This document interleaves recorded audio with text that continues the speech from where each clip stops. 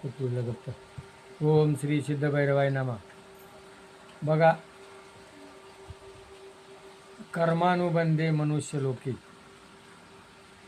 वासनेच्या संगे जन्म घेणे लागे, तो झाला अंगे हरिरूप.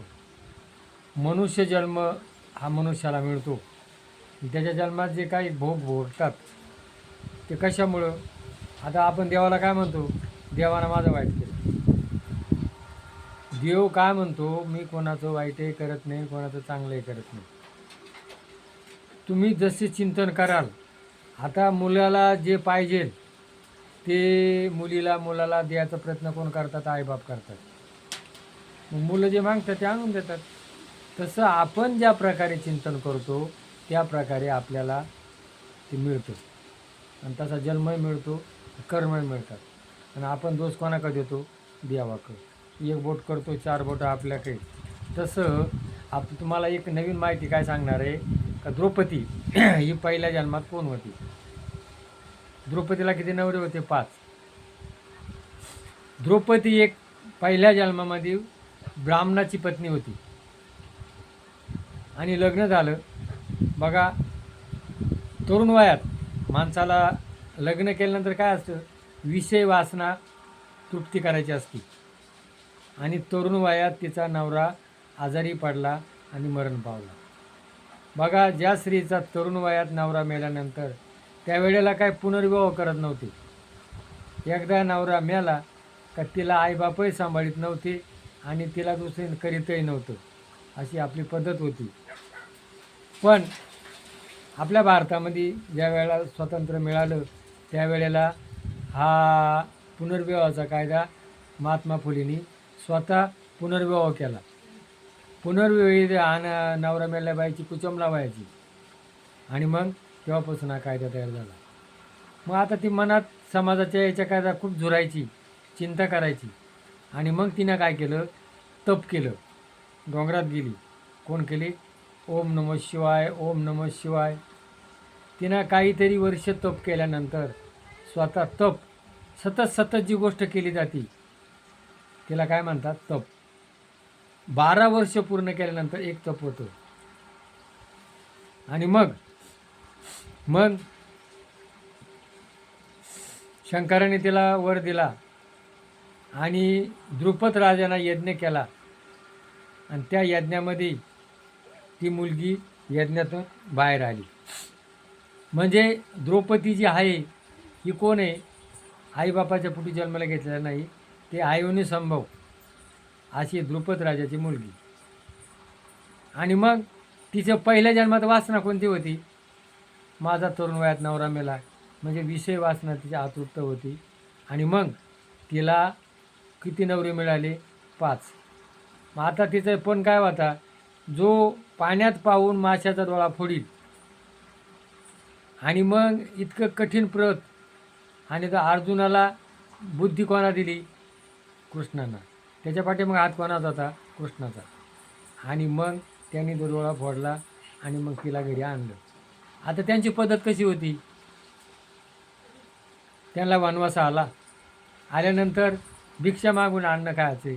आणि जे आणलेली भिक्षा, निमी भिक्षा कोणाला? भीमाला. कारण त्याचं मोठं पोट होतं, आहार जास्त होता आणि बाकीचे खायचे. आणि मग आई कोणती घरात होती, आम्ही भिक्षा मागून आणलेली. आणि मग त्यावेळेला ती काय म्हणली? वाटून घ्या. बस संपला विषय. आणि मग त्यांनी काय केलं? ती वाटून केली. म्हणजे आपल्या भारतीय संस्कृतीमध्ये जगा आणि जगू द्या, जगा आणि जगू द्या आणि वाटून खा.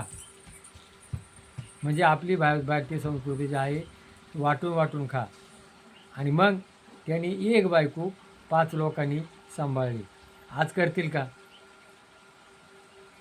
त्यांनी काही नियम दिले होते, त्या नियमाप्रमाणे ते वागत होते. आणि ज्या वेळेला त्याची पाळी असेल त्यावेळेला त्याच्या दारात कोण असेल? चपला असतील त्याच्या. आणि बघा, कुत्रं असतं ना, कुत्र्याची जात कशी असती? खोडकर असती. आणि त्यांनी ते चपला घेऊन गेले. चपला घेऊन गेल्यानंतर मध्ये कोण घुसला भीम, कारण चपलाच बाहेर नव्हत्या ना. आणि तो मध्ये ज्या वेळेला गेला त्यावेळेला त्याने काय केलं, मध्ये अर्जुन काय करत होता, द्रौपदीचे पाय दाबत होता. आणि जेव्हा भीमानं ते बघितलं तेव्हा भीमाला राग आला का बायकोचे पाय दाबतोय, आणि तो गदा घेऊन त्याला मारायला लावला. मग त्यावेळेला कोण आला, तिथे धर्म आला. आणि धर्मानं सांगितलं तू त्याला का मारतो, द्रौपदी कोण आहे, द्रौपदी ही आदिमाया शक्ती आहे. द्रौपदी हा कालिकेचा अवतार आहे. कारण तिचा जन्म जर आईबापाच्या पोटी झालेला नाही. आजपर्यंत जेवढ्या देवे आहेत, या 8 देवे, यांचा जन्म मागच आपल्याला सांगितलं मी, कळसुबाईचा जन्म. कळसुबाई काही आईबापाच्या पोटी जन्माला नाही आहे. शंकर आईबापाच्या पोटी नाही आहे. रामकृष्ण जे आहे ना, हे आईनं संभव आहे. आणि मग आदिमाया शक्ती आहे. आणि मग त्याला अशी दिव्य दृष्टी दिली. आणि तिनं काय केलं, कालिका मातेचा अवतार म्हणून माझी ही कटुरी आहे, ही कटुरी अर्धी कटुरी भीमाच्या रक्ताची, आणि अर्धी कटी इतकी मला तहान लागली, मला पियाची. तेव्हा भीमाचे डोळे उघडले का ही द्रौपदी कोण आहे, आदिमाया शक्ती आहे. आणि मग द्रौपदीला ती तहान लागली होती. आणि मग तिची तहान कोणा पूर्ण केली, 101 कौरव महायुद्ध झालं. आणि ती कोणामुळं झालं, द्रौपदीमुळं झालं.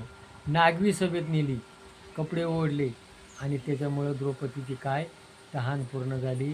असा हा कालिके मातेचा अवतार कोण आहे, द्रौपदी आहे. म्हणून आज जगामध्ये वासना जशी असेल त्या वासनाप्रमाणे त्याला जन्म मिळतो. म्हणून आजच्या जगामध्ये आपला काय करायचे, स्त्री सन्मान करायचे. ज्या घरात स्त्रीचा सन्मान केला जातो त्या घरात लक्ष्मी स्थिर होती. आणि स्त्रीनं सुद्धा कोणाचा सन्मान केला पाहिजे, नवऱ्याचा. स्त्री कोण आहे, पार्वती. आणि तो कोण आहे, शंकर. तुम्ही जर एकमेकाचा सन्मान केला तर तुमच्या घरामध्ये सुख समृद्धी नांदेल, आणि सुखदुःखाला तुम्ही तोंड द्याल. आणि तुम्ही ज्या वेळेला घरात भांडत बसाल त्यावेळेला तुमचे मुलं बघतात, आणि मुलं काय करतात, कोडगे बांधतात, आणि मुलं झगडे करतात. म्हणून घरामध्ये नवरा बायकोनी एकमेकाचा मान सन्मान करा, आणि घरात सुखाचा राहा. हे आपलं कोणतं द्रौपदीचं उदाहरण आपल्याला दिलेलं आहे.